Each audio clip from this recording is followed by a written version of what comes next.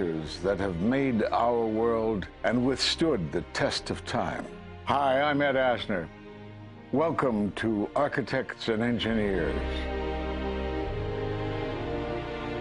Let's look now at modern steel frame buildings. This is the Empire State Building, a marvel of modern architecture. It was built to last. Architects and engineers of today use computers to design and engineer buildings that will endure the forces of nature, such as earthquakes, fires, and hurricanes. This modern skyscraper was also built to last.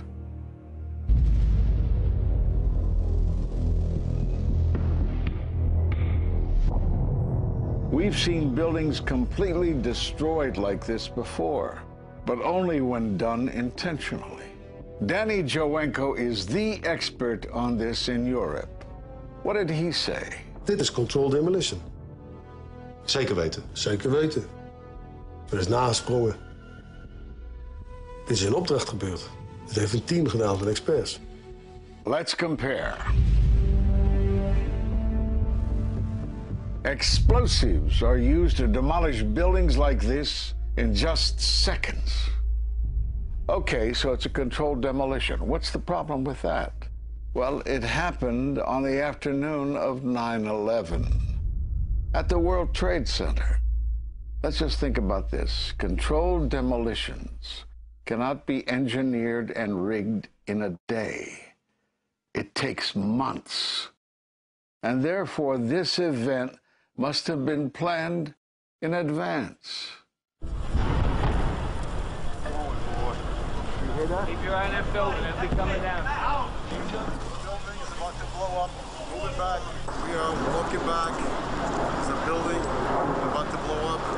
Did they actually use the word brought down, and who was it that was telling you this? The fire department, and they did use the word, we're going to have to bring it down. And these people heard explosions. We heard this sound that sounded like a clap of thunder. It looked like there was a shock wave ripping through the building, and the windows all busted out. About a second later, the bottom floor caves out. The building followed after that. He takes his hand off, and you hear 3, 2, 1, and it was boom, boom, boom, boom, boom. And these reporters recognized it as a controlled demolition.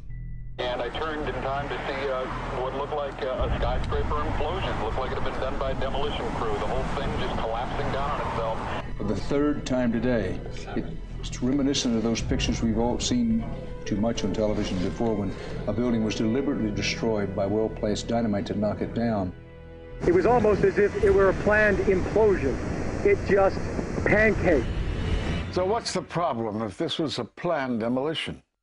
Well, we are told by government agencies that this building came down as a result of normal office fires. The National Institute of Standards and Technology produced their final report in 2008. World Trade Center 7 collapsed because of fires fueled by office furnishings. It did not collapse from explosives or from fuel oil fires. But what do you think brought down the building? And what caught my eye is more than 1,300 architects and engineers examine the evidence about Building 7's collapse and disagree with the official report issued by the National Institute of Standards and Technology. I certainly am much more open-minded about it than I was, and it is because of the involvement of the 9/11 families and all these engineers and architects.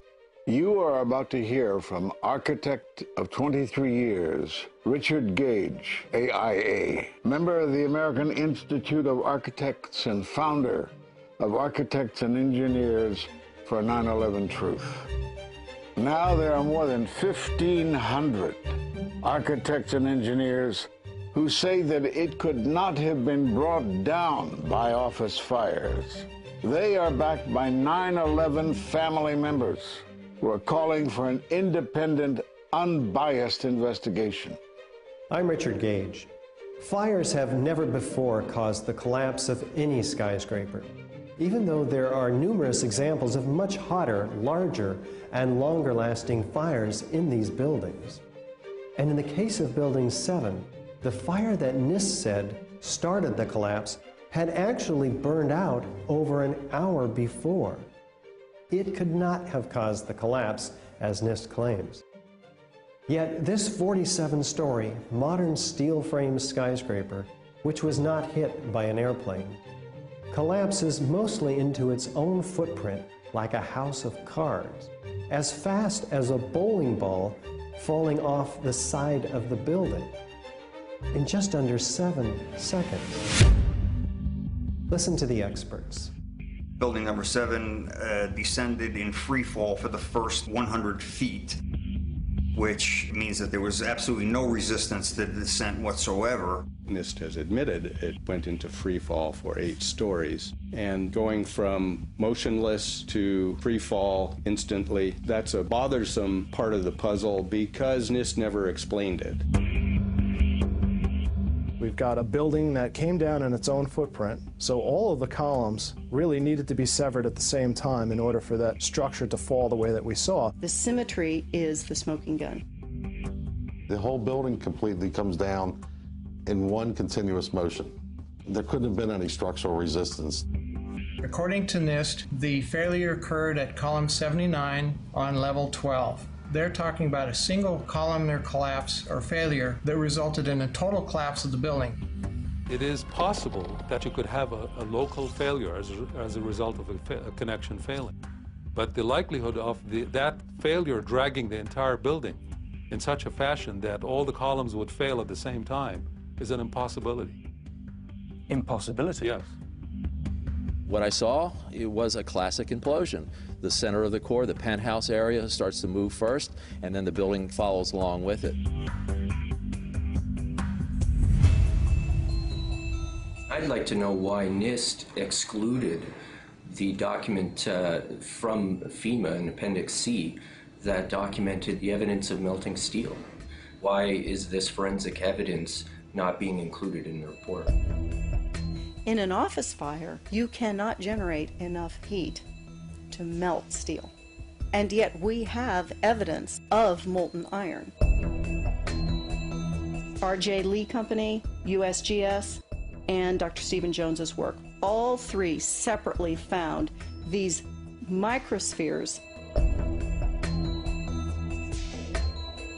In the dust, we found what we characterize as unreacted thermitic material in the shape of some very tiny red-gray chips, which have different properties, and in the reaction they produce molten iron, which is the prime indication of a thermitic reaction.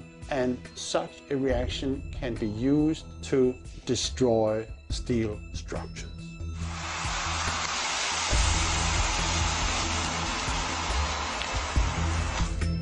What we have found is a modern version of thermite, which we call nanothermite. There were these iron microspheres present in all of the dust samples that needed to have been formed in extremely high temperatures. I've independently seen thermitic activity within 2 separate independent samples of World Trade Center dust. My contention, based on finding thermite residue in the dust, is that it happened before. It didn't happen after in the fires that ensued in the rubble pile afterwards. All the characteristics of the microspheres tell me that thermite was involved in melting those steel beams. So thermite, if it was present at the World Trade Center and created this molten metal that so many witnesses and photographic evidence shows, would also explain the fact that the fires could not be put out at Ground Zero. The only thing that is consistent with all of the evidence that we have that could cause such a thing is the use of thermite to cut through the steel. You'd get down below and you'd see molten steel running down the channel rails. Like you're in a foundry. Yeah. Like lava. Like it was lava. From a volcano. Well, the manual gets into thermite, and if it says if you have melted steel or concrete, which we had on 9/11. We should test for it. This fused element of steel, molten steel and concrete and all of these things all fused by the heat into one single element. We're asking for an investigation that follows national standards. There's no excuse to not test for this. If terrorists use explosives in 93, why didn't we test for them? If all these witnesses heard explosions, why aren't we testing for them?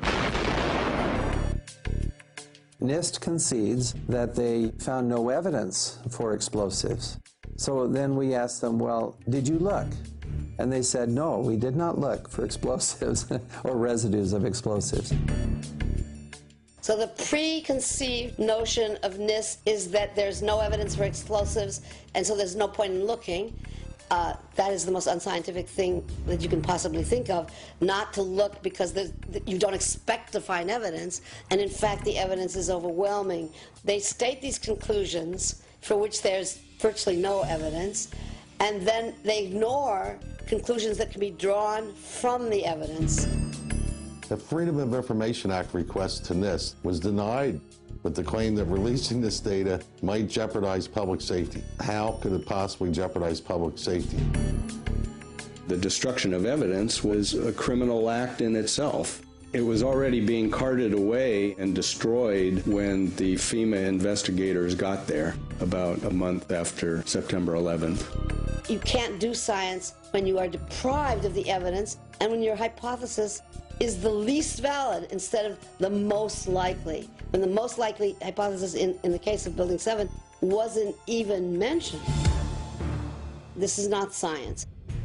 The scientific forensic evidence, ignored by NIST, but carefully reviewed by teams of technical professionals, corroborates the hypothesis of explosive-controlled demolition. We've traveled to 21 foreign countries and 32 American cities, bringing this evidence to the attention of the public.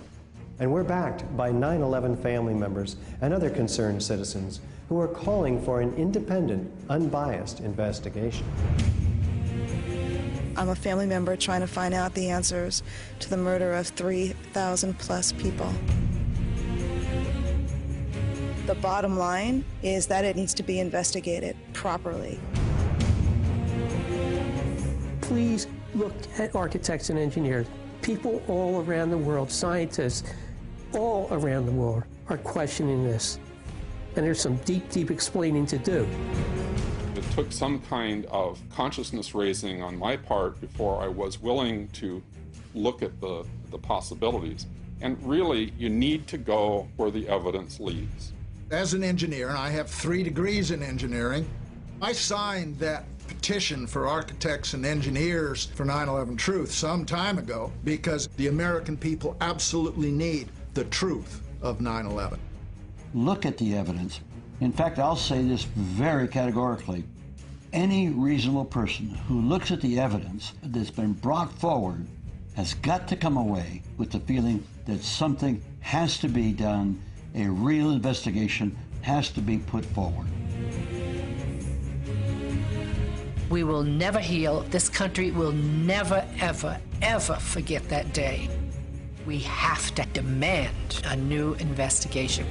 I want justice here. The country owns this. We were all victims. You all should want answers. It's not just ours, not just mine. We all lost something that day. It's distressing for everyone to come to terms with this evidence. But we must pursue the truth wherever it leads. Look at the evidence and decide for yourself.